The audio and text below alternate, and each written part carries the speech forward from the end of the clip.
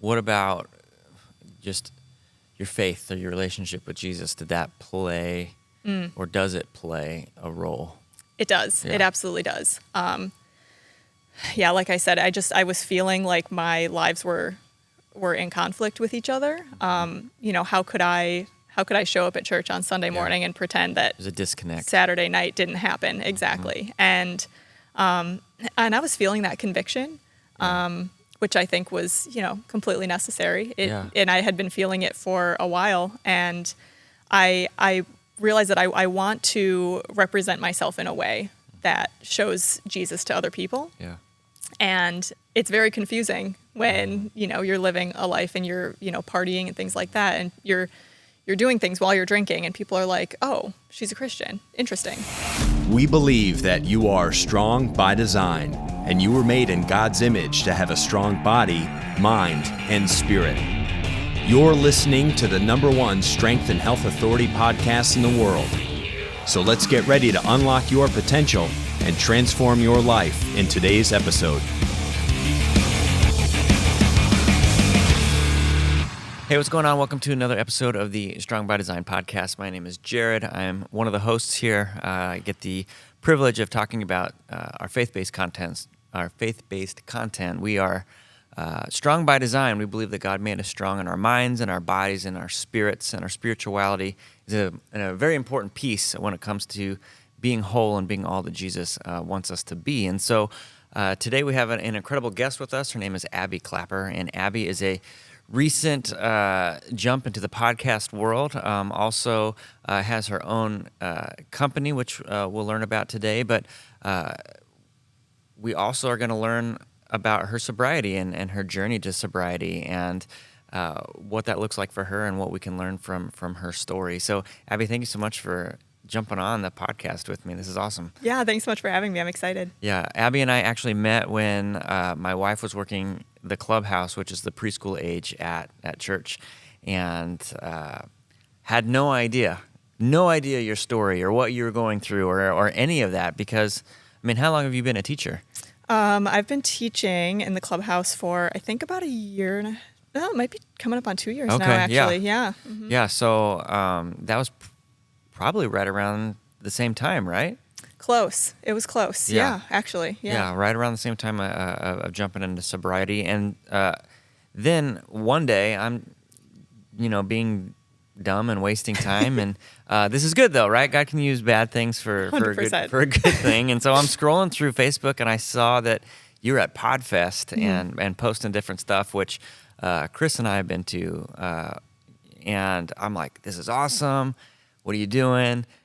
I like it. I started investigating you, and I'm like, oh my gosh, what a story you have to share. And so I'm like, I got to have her come on the show and share just everything that God is doing in your life. So maybe take us back a little bit. Like, let me hear your story. When did you first start drinking? How did it affect you? Anything that you want to share, I'm all ears. Yeah, it's quite the story. So I have been a Christian my whole life. I grew up, my family, we went to church every Sunday.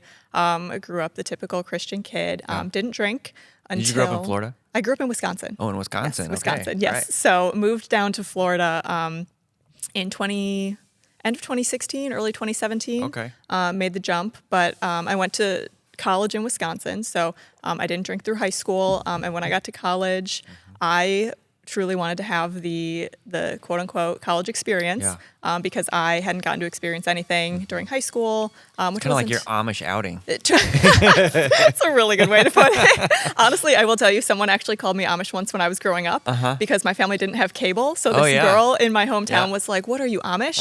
It's like, "No, we just don't have cable." Yeah. So that's funny that you say that. But yeah, so I got to college and I wanted that experience.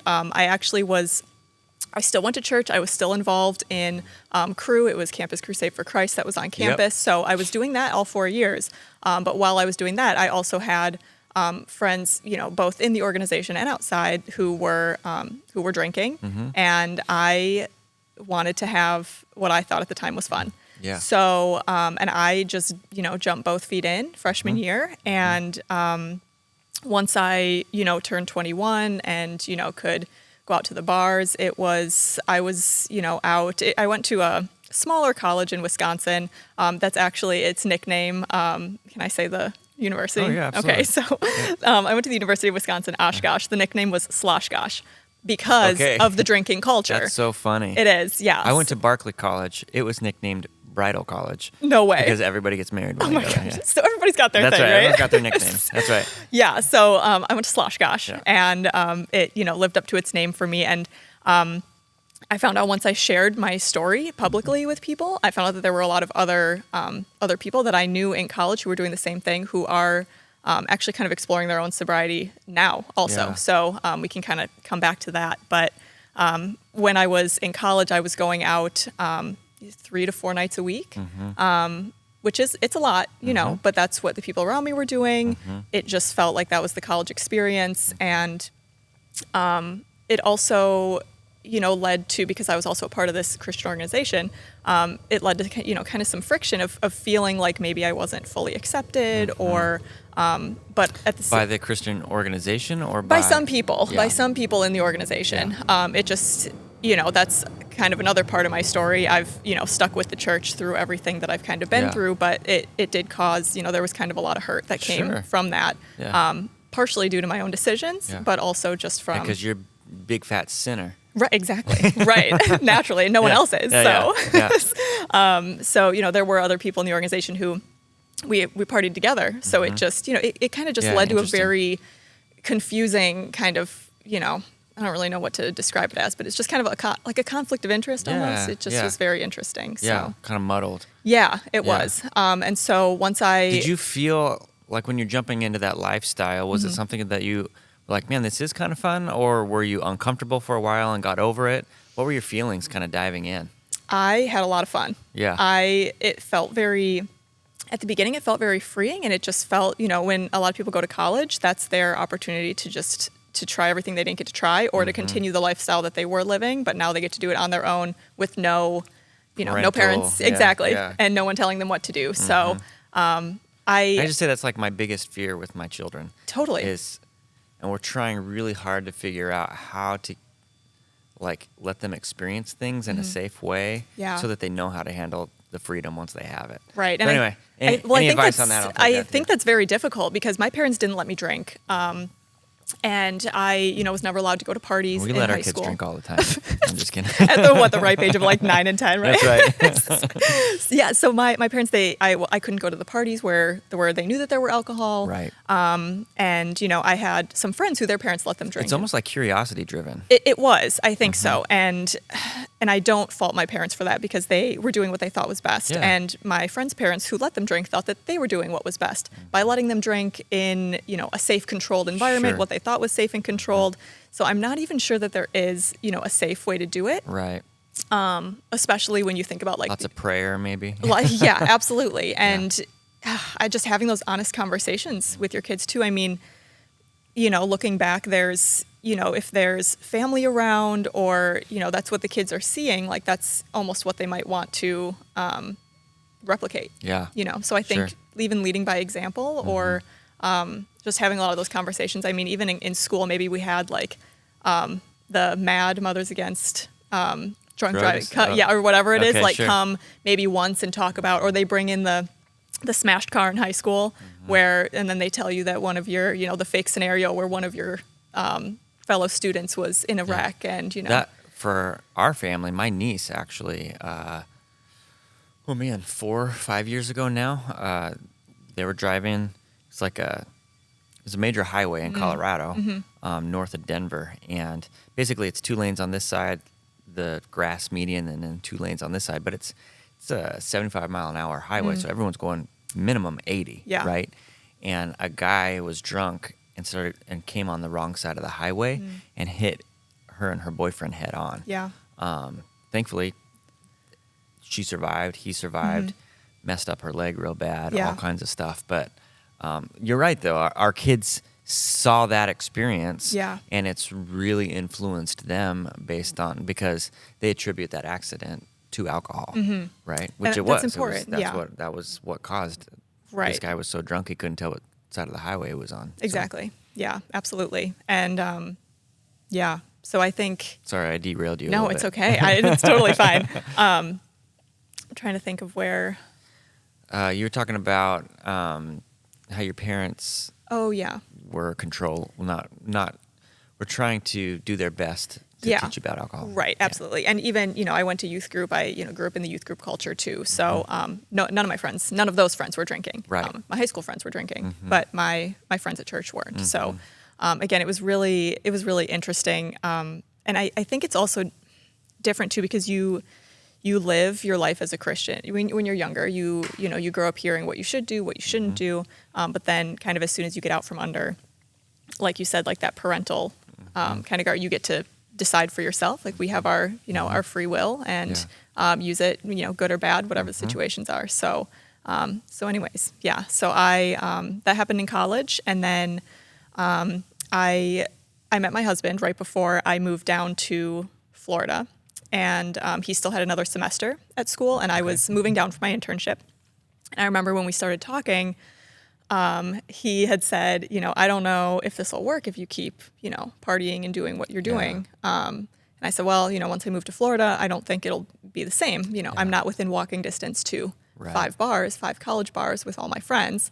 Right. And, sure enough, I moved down to Florida, things calmed down a little bit. Still enjoyed, going out, but then you add in the aspect of having to drive places, right? So, and I think, what you mentioned is conversations I've had with a lot of people. A lot of people have driven under the influence and feel, myself included, and feel incredibly guilty about doing that because, thanks be to God for, things being as safe as they were in those situations, but it's more common than people realize, or they do realize, and just hope for the best. Right. So anyways, moved down to Florida. So it always baffles me when people are like, "I'll be all right." Yeah. Will you though? Right, and you don't realize it until something happens. Right. Yeah. Well, that's the old mentality, right? It'll never happen to me. I remember my parents teaching me that at a young age, like.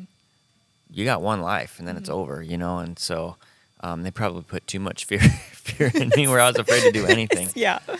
But when it came to driving and taking care of myself, it was like I always had the right mindset, and I'm thankful to my parents for giving me that mindset. Yeah. Knowing that I am a being that can die. Yeah, absolutely. Yeah. So coming to Florida, I was making new friends here. And, those friends, the other interns that I was working with, we would go out, party. So I still continued that mentality. I knew it wasn't going to be what it was in college, but I didn't really want to let go of that, especially because it is such a big social part of our society, of our culture, which is actually a big reason why I stopped is because mostly because I don't want society and culture to tell me what to do.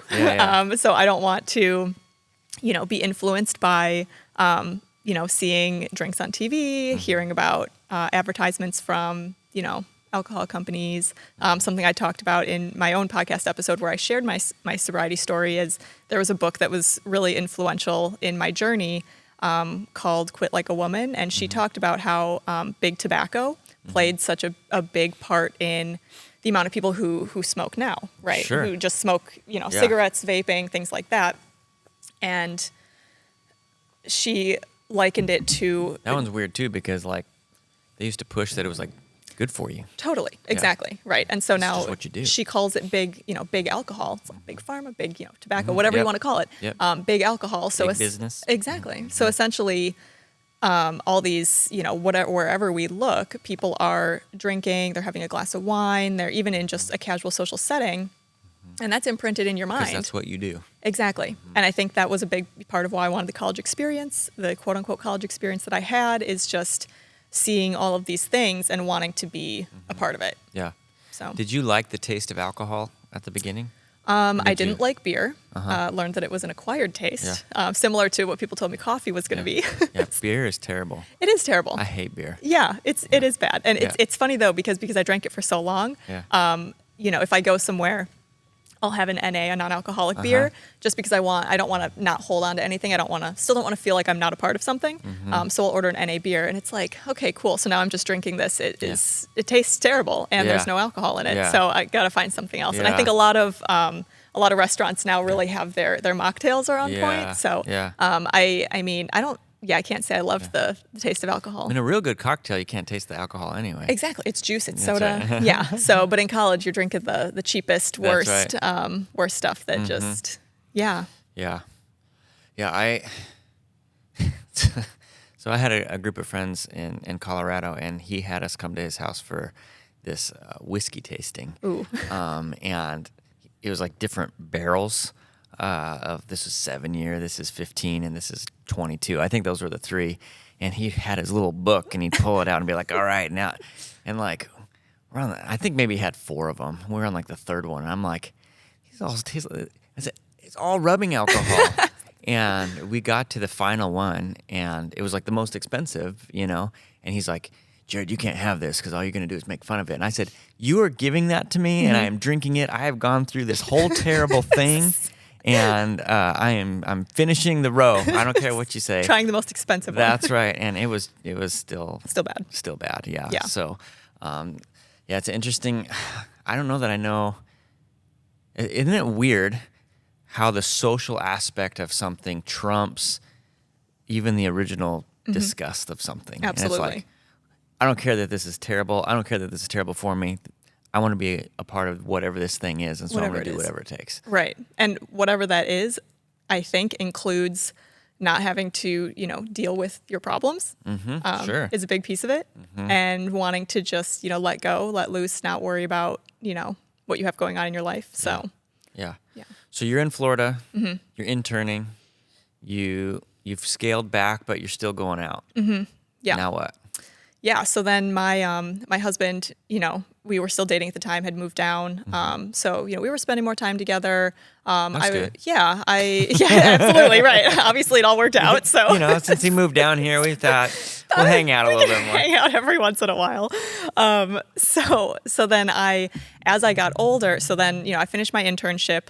I get into, my different jobs within corporate wellness, meet some more of my friends. So I probably in 2017, I had started making what I would call like my lifelong friends. So met my very first friend in 2017. And then when I went to work in corporate for the first time in 2018, I met one of my other really good friends and have just kind of been collecting all these really nice friends into my 30s now, who have stuck by my side through everything. So, but during this time, it's kind of cool to see now looking back, because those friends have grown. We've all grown alongside each other. So at the time I would go drinking with them. We would all, go out together, and, it just seemed, again, just like the normal societal thing to do. Let's go out, let's have fun, let's party on the weekends. Now we're working real jobs. We want to let loose on the weekends, and, did that for a few years. And I would say it kind of, my last like really big thing that I did. So I got married during COVID. So I didn't have a normal wedding. I didn't have a normal experience. You didn't have the big wedding party. experience. Correct. Yeah. So I got married with just family on the beach down here in Florida. It was beautiful. Yep. So then 3 years later, once, things have kind of passed, I ended up throwing myself a bachelorette party. Okay. Because I never got one. Sure. So now I'm married. So it wasn't even a bachelorette party. I never got a bachelorette party either. No, I'm sure you didn't.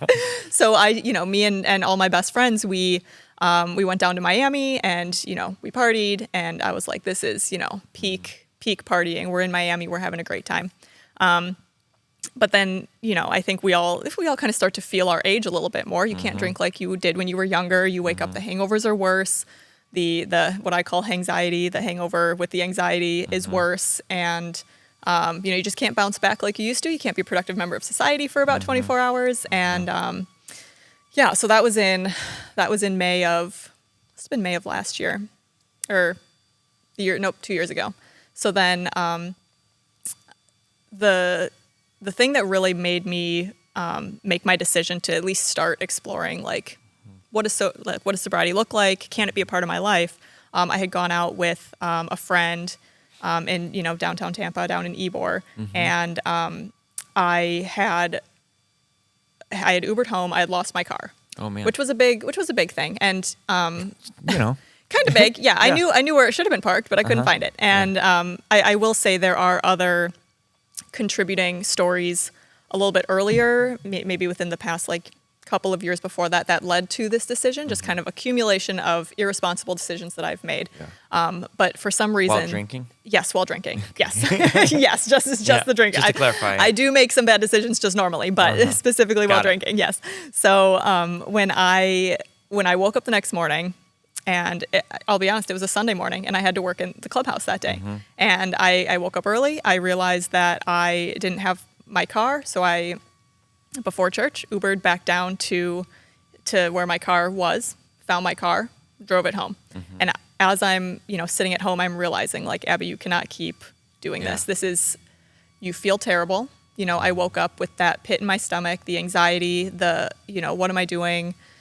And, the fact that I had, lost my car, and I'm thinking about all of the other times that I had made really terrible decisions. Yeah. And I just said to myself, something needs to change. And so I got on Amazon. I ordered that book that I told you about, the Quit Like a Woman by Holly Whitaker. And it came like the next day. And I just started reading and decided that I couldn't do it anymore. Yeah. And, that Sunday, I still made it to church. I still served. And I also was really feeling this, similar to in college, this inner conflict of like, my life is not aligning. It's not matching up. Yeah.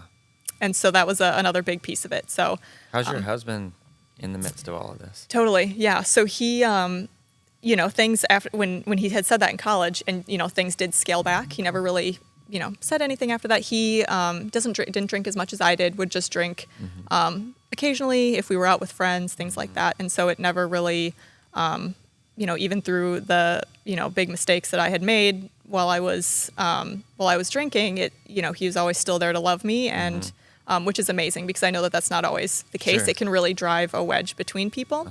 But he's very understanding and very caring, and gave me a lot of grace, which I'm so grateful for. Yeah. And especially as I moved into my, looking into sobriety, he has just been so supportive through all of it. He's seen me at my worst, and now he's, seeing me come out on the other side of it. So just really thankful for someone who's given me that kind of grace. Yeah.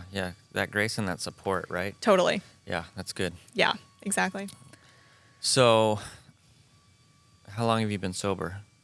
So let's see. My sobriety date is January 16th. And I have a fun story about the day that I decided to become sober. Okay. So after I read the book, I decided to try Sober Curious, which is kind of trending along with the sober movement. So Sober Curiosity is you scale back, you don't drink as much, and you see how you feel, and you try to do other things.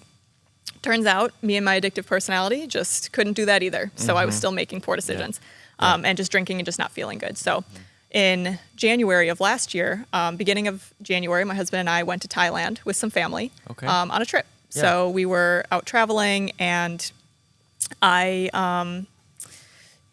some of the family that we were with, they were, still drinking. And I was like, I'm going to try to not. I want to make sure I remember this whole experience. Thailand is beautiful. I want to experience everything. I don't want to be drunk. I don't want to wake up with a headache. I'm already jet lagged. So, so on the 15th, the 15th of January, one of my cousins had asked, Abby, do you want a beer? And I was like, oh man, like I'm in Thailand. I should try like a Thai beer. Right. So my husband had gone to bed. And so I decided, sure, I'll have a beer. So drank this beer, tasted pretty much like a Bud Light, was nothing spectacular. And I just thought, it's just not worth it. And it's just a really powerful moment to just realize that this is not what I want anymore. So January 16th, 2020, what year is it? 2024 was when I stopped drinking. Okay. And it's been... So it's just over a year. Just over a year. Yeah, because it's February 25th, 26th. So it's been, year and a little over a month. Yeah. It's amazing. Thank you. Yeah. And so now on the other side, how are you feeling? What changes do you see in your life? Yeah, I feel significantly better physically. I mean, I will say once I stopped drinking, I found myself gravitating towards more sugar, which... Because sugar's awesome. Sugar is awesome. Sugar is also a simple carbohydrate, and that's what's in alcohol as well. So I felt like I was replacing something. Yeah. So, still trying to work through that a little bit. It's definitely better than it was, but I was happy to at least have something that wasn't alcohol that I could gravitate towards, and I feel like that's probably pretty normal. Yeah. So apart from that, I mean, I feel like I think that, you know, I'm having more productive conversations with people. I'm having better relationships with people, because I don't take credit for this, but because I've shared my story, I've come forward, and my friends and family have seen me through all of this. It's led to other people making a similar decision to either cut back on alcohol or become sober completely, which is incredible to see. Yeah. My mental health is better than it would be. So actually last year, after I became sober, I also decided to come off my anxiety medication. I'd been on it for 5 or 6 years. Yeah. And I know that I could not have stayed off that medication if I had continued drinking. Yeah. Because it just led to so much anxiety, questioning what happened the night before, all these different things. So, although I'm still learning coping mechanisms to be able to live my life and not feel that crippling anxiety, I know that I'm better off than I would have been if I was still drinking. Yeah. Have you gone through any like counseling or anything like that to help kind of sift through the why you were drinking in the first place? Yeah, that's a good question. So I had a counselor. There was an incident that had happened, and I ended up having to speak with You lost your car? counselor before that one. Okay. Where I did end up having to actually talk to somebody about, you know, my drinking. Yeah. And, you know, we worked through a lot of it. And it was really funny. I'll never forget this. The counselor I was working with at the time said, and he was really great. He said, well, you know, you're not drinking every day. You don't have a problem. So, you know, we obviously have to talk about some alcohol stuff. But if you want to talk about anything else, we can do that. Well, naturally, I want to talk about anything else. I wanted to talk about my anxiety because I wanted to figure that out. And so, you know, now that I'm working through more of my feelings, like with my therapist, it's just, you know, I never wanted to feel like I was different. I never wanted to feel like I was not a part of something. And I think that plays a big part in, you know, just trying to fit in with the crowd and not have anybody ask questions. And yeah. Fear of missing out, maybe. Big piece of that. Yeah. What about just your faith or your relationship with Jesus? Did that play or does it play a role? It does. Yeah. It absolutely does. Yeah, like I said, I was feeling like my lives were in conflict with each other. You know, how could I show up at church on Sunday morning and pretend that there's a disconnect? Saturday night didn't happen exactly, and I was feeling that conviction, which I think was, you know, completely necessary. And I had been feeling it for a while, and I realized that I want to represent myself in a way that shows Jesus to other people. Yeah. And it's very confusing when, you know, you're living a life and you're, you know, partying and things like that, and you're doing things while you're drinking, and people are like, "Oh, she's a Christian. Interesting." You know. And then so it's been better now. You know, I spend more time, because growing up as a Christian, I know that there's people who feel this way and people who don't, but you get so used to like the Bible stories and everything that your faith doesn't really become your own. You just kind of go with the flow. That's where I was at. So I wasn't really spending time reading the Bible. I would go to church every Sunday, still go to church every Sunday. But it just felt like kind of checking the mark off on a box. Yep. And so now I'm able to take a little bit more ownership of my faith, reading the Bible more, you know, focusing on those feelings of anxiety and really trying to lean into, you know, God in those moments. And again, wanting to represent Jesus, especially owning my own business too. I owned my own business when I lost my car that night. Oh, really? And That's when you started owning your own business? I started, my business is almost 2 years old. Okay. So I had been, I think probably, I was drinking for about a year before I started my business. Okay. Or I was starting my business. And I was still drinking, yes. Gotcha. Yeah. And so while I was doing that too, I just didn't want to make any mistakes that could put my business at risk of anything. Sure. I didn't want to say something stupid online. I didn't want to do anything dumb. I wanted to make sure that my business was going to be viable moving forward. So gotta be above reproach and keep face and all the things. Exactly. And to be a good role model for my clients too. Yeah. What's your business? Yeah, so I own Endorphin Wellness. So it's primarily personal training. So I do some in-person personal training here in the area. I also do virtual personal training, and then I have training for like exercise. Yes, or for, okay. Yes, exercise. So primarily strength training, so lifting weights, and also have a 12-week program that I take people through to really kind of nail down their food, making sure they're getting enough protein, along with building a fitness routine that works best for them and their schedules and their life. Yeah, so, that's great. Yeah, thank you. And it's 2 years old. It'll be 2 in May. Yeah, that's awesome. Thank you. Thank you so much. Yeah, cool. So I'm just thinking through when I think about drinking, like scripturally, there's really, the Bible warns against getting drunk. It doesn't warn against drinking. Right. And so my question would be, what do you say to somebody if someone's coming to you and they want to know, should I be drinking? Should I not be drinking? How would you respond to them? Yeah. So I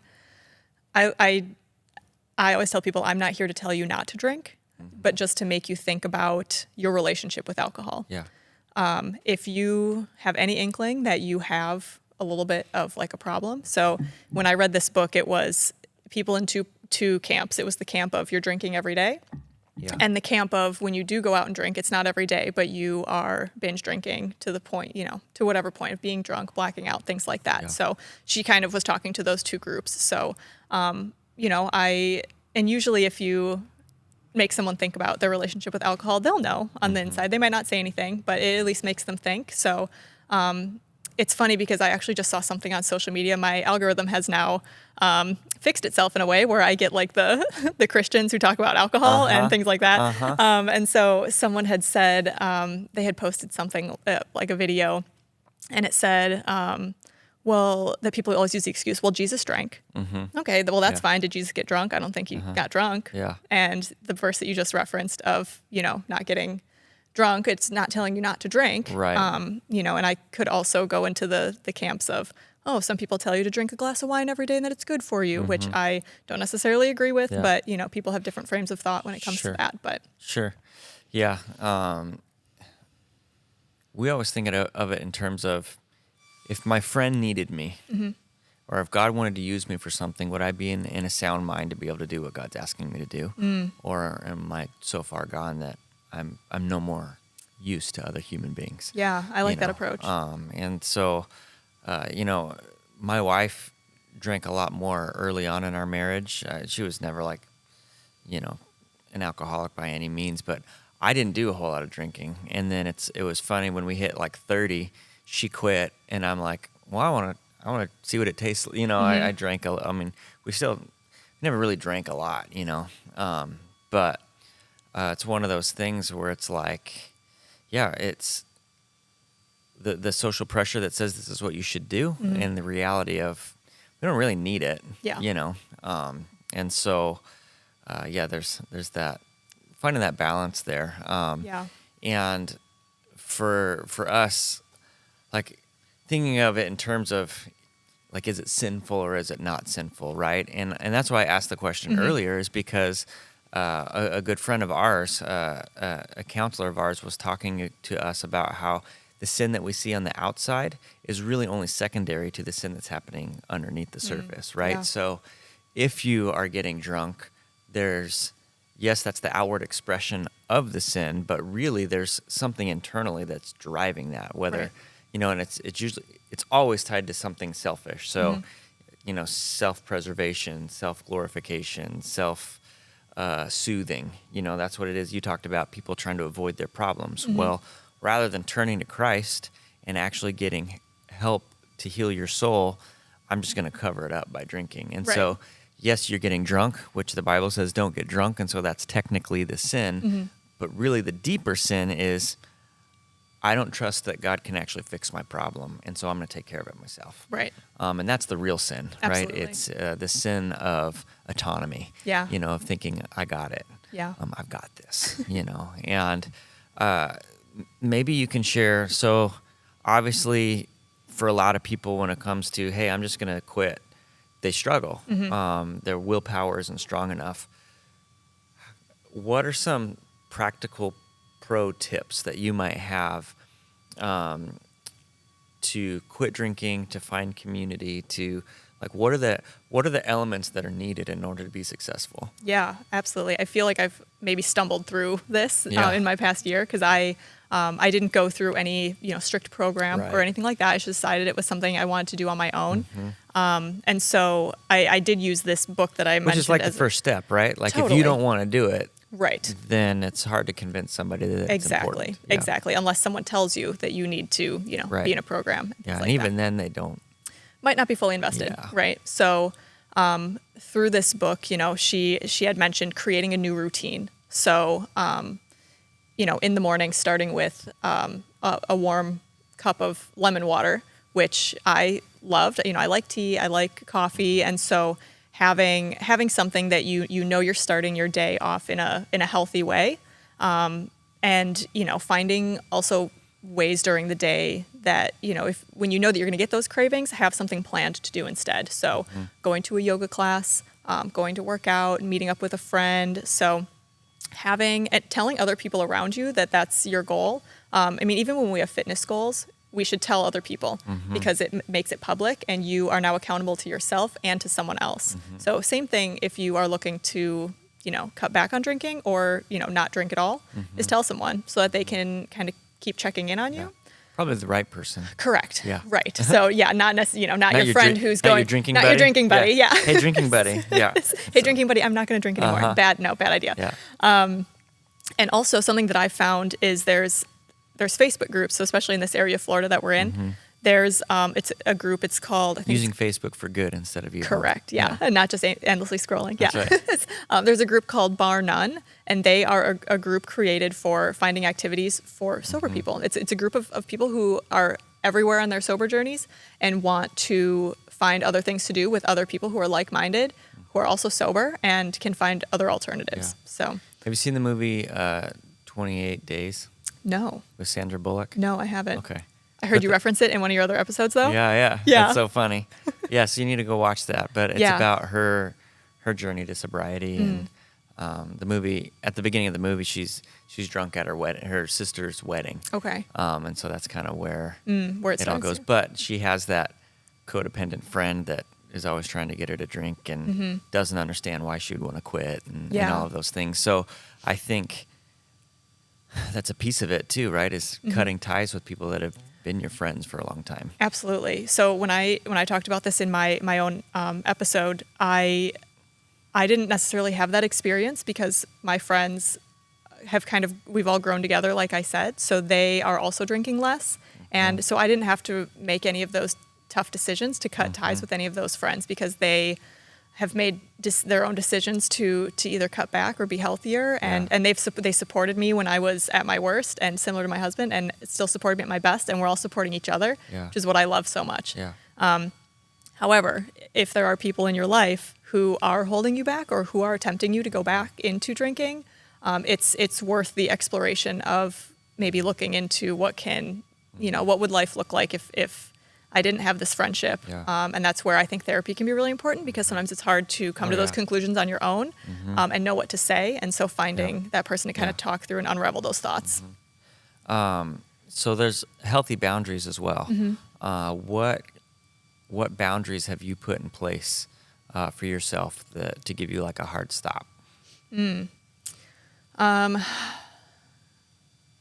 a good question. What do you mean? Like, I don't know. Some people might not go to a restaurant if they know that there's a bar in it. Got it. Okay. Or I don't know, if there's a trigger of something that makes you want to drink, you make sure that you're not stepping into that, Got it. Yeah. I honestly can say that I don't really feel like I have any boundaries because I'm so firm in the decision that I made, which I think some people can relate to, but some it might be harder to, especially when you're newer on your journey. I will say and even still, like when I do go out, I always want to make sure that there's, either an NA beer or a mocktail or something that I can have to just hold and, like I said, not feel, awkward. Not feel awkward. Yeah. Because there's something just even, I think that was a part of it in college too, is I just didn't want to feel like on the outside. So I wanted to hold what everybody else was holding, do what everybody else was doing. And so I always make sure that I, first thing I do is order something. We would call that the temperament need to be included. Ooh. Inclusion. Yeah. Which is a real thing. Totally. Yeah. Different people have various levels of it, but there's that need to or desire to be included. Yeah. Yeah. Absolutely. So that's definitely something. And even when if I go to people's houses for like a Super Bowl party or some kind of gathering, I bring my own. I drink flavored sparkling waters. And so I always make sure that I bring some with me. It's not on the people's house that I'm going to provide those options if they don't want to. Yeah. So you have to take a little bit of accountability for yourself to make sure that you have what you want. So that's a form of a boundary, I suppose. Yeah. Where you're setting yourself up for success. Right. And you're not like, all right, I'm going to the bar and we're going to evangelize. I don't know. Whatever. Right. Totally. And there are people who can do that. Yeah. But that's also not, because here's the other thing is I don't think that I've gone to a bar yet. And because I love to dance. So I still want to be able to go to maybe a bar, maybe like a line dancing bar or something, and still have a good time. I haven't tried it yet. I would say I'm probably a little bit nervous, just because of the environment. But I also know, a lot of places they'll give out like DD wristbands. So if you're the designated driver that night, the bar knows then that they can't serve you alcohol, or you'll also save a ton of money if you're not drinking too. So there you go. There's another boundary for you. Yeah, exactly. Yeah, right. Find a bar that you can be the DD and exactly. get a wristband on, and then everybody knows and holds you accountable. Exactly. Yeah, that's great. Yeah. Awesome. I know that there's different people on this journey when it comes to their relationship with alcohol and trying to do it in a way that's better for themselves, in a way that is honoring to God. And so I'm just grateful for you and for your willingness to jump out there and to share your story and your podcast. Can you just give me a little bit of a oversight? What all is your podcast about? Yeah, absolutely. So my podcast is Talk Your Abs Off. It is an extension of my business. So what my goal is and has been since I came out of college and working in the wellness space is helping people find what works for them as far as fitness and health and what they can continue for their entire lifetime. It needs to be sustainable. Otherwise, you're going to see the dieting, the crash dieting, the binging, things like that. So finding what people can do. So I have a variety of topics. I talk to people who've had their own success in their weight loss journeys. I talk to professionals who they might be running coaches, might be functional health nurses. So we talk about gut health. We talk about a wide range of wellness topics. And my hope for the podcast is that it would help someone find one healthy habit or thing that they can stick to for the rest of their life. Yeah, that's good. It's awesome. It's called, say it again. Talk Your Abs Off. Talk Your Abs Off. Yeah. So we'll make sure to throw that into the link so that people can jump to it pretty easy. Thank you. Appreciate that. Absolutely. So, well, Abby, I really appreciate you coming in, and this is such a big deal and a big topic for lots of people. And so my hope is that people will be able to be inspired by your story and be able to find that health and that freedom that you've been able to find. And so just want to encourage our listeners that if this is you and you feel like, man, I need to take that step, we want to encourage you to take that first step. Find help, talk to your friends. I think that was the first thing you said was say something to somebody. Yeah. And so make sure that you're doing that you're taking that first step to find freedom. Nothing should feel like a burden. Nothing should feel like like we're a prison to it. And that's why Jesus came, is so that we could have that freedom and we could walk and live in that freedom. So thank you guys so much for listening to the Strong by Design podcast. We have new episodes coming out all the time. Please, if this message spoke to you, or if you know someone that needed to hear this today, we would encourage you to please share that with them so that they can hear this message as well. And remember, God designed you to be strong in your mind, in your body, and in your spirit, and He is invested in making that happen in all three areas of your life. So thanks again, Abby, for being here, and we will catch you next time. Thank you so much for listening to the Strong by Design podcast. If you found value in today's episode, please subscribe so that more people can find out about our show. Plus, you don't want to miss any future episodes with the amazing guests and topics we have lined up for you.